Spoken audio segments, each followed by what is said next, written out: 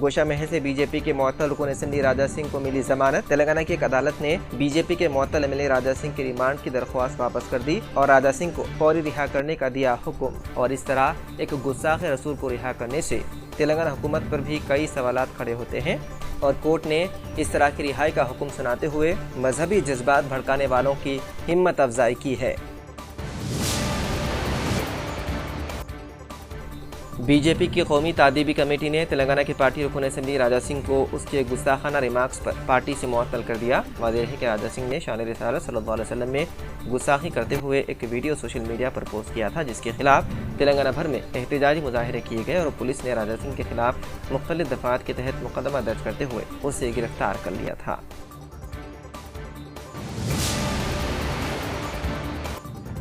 وہیں شان اقدس صلی اللہ علیہ وسلم کی گستاخی کرنے کے واقعے کے خلاف پرانے شہر حیدرآباد میں تاجروں نے رضاکارانہ طور پر بند منایا اور ملعون بی جے پی کے رکن اسمبلی راجہ سنگھ کے خلاف سخت کارروائی کا مطالبہ کیا۔ اس واقعے کی ویڈیو وائرل ہوتے ہی پرانے شہر حیدرآباد کے تمام دکانداروں میں برہمی اور غم و غصے کی لہر دیکھی گئی، جنہوں نے اپنی دکانات کو بطور احتجاج بند کر دیا اور کئی مقامات پر پولیس کی بھاری جمعیت کو تعینات کر دیا گیا۔ رکن پارلیمنٹ حیدرآباد بیرسٹر اویسی نے بی جے پی رکن اسمبلی راجہ سنگھ کی جانب سے شان رسالت صلی اللہ علیہ وسلم میں گستاخی پر شدید رد عمل کا اظہار کرتے ہوئے کہا کہ میں اس کی شدید مذمت کرتا ہوں۔ انہوں نے کہا کہ بی جے پی مسلمانوں سے نفرت کرتی ہے اور حیدرآباد میں امن و امان بگاڑنا چاہتی ہے۔ 62 IIT میں ایک سانحہ پیش آیا، جہاں پر ایک انجینئرنگ کی تعلیم حاصل کرنے والے طالب علم سریش نے پنکھے سے لٹک کر خودکشی کر لی۔ 1 گھنٹے تک کسی نے جواب نہ دینے پر طلبہ نے گیٹ پر احتجاج کیا اور پولیس کی جیپ میں توڑ پھوڑ کی۔ طالب علم کی خودکشی کرنے کی وجہ معلوم نہیں ہو سکی۔ پولیس نے اس سلسلے میں کیس درج کرتے ہوئے مختلف زاویوں سے تحقیقات میں ہے مصروف۔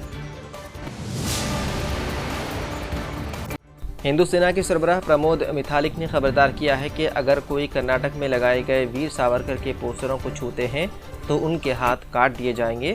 متھالک نے کہا ہے کہ اگر ہندو سینا کے کارکنوں کی جانب سے لگائے گئے ہندوتوا کے نظریے ساز ویر ساورکر کے پوسٹروں کو ہٹانے کی کوشش کی تو انہیں بخشا نہیں جائے گا۔ سپریم کورٹ میں بلقیس بانو کے مجرموں کی رہائی منسوخ کر دینے سے متعلق درخواست، چیف جسٹس کریں گے عرضی پر سماعت۔ سپریم کورٹ میں بلقیس بانو کے مجرموں کی رہائی کو منسوخ کرنے سے متعلق درخواست دائر ہوئی ہے، جس کی چیف جسٹس این وی رمنا پر مشتمل بینچ سماعت کرے گی۔ مختلف تنظیموں کی جانب سے سپریم کورٹ میں ایک عرضی دائر کی گئی ہے، جس میں ملزمین کی رہائی کو منسوخ کرنے کی مانگ کی گئی۔ چیف جسٹس این وی رمنا، جسٹس ہیما کوہلی اور جسٹس سی ٹی روی کمار پر مشتمل بینچ اس کیس کی سماعت کرے گی۔ اس کیس کے سینئر ایڈوکیٹ کپل سبل اور ایڈوکیٹ اپرنا بھٹ بحث کریں گے۔ بی جے پی لیڈر اور مشہور ٹک ٹاکر سونالی پھوگٹ کا انتقال ہو گیا۔ میڈیا رپورٹس کے مطابق وہ گوا میں تھی جب انہیں دل کا دورہ پڑا اور پھر انہوں نے اس دنیا کو الوداع کہہ دیا۔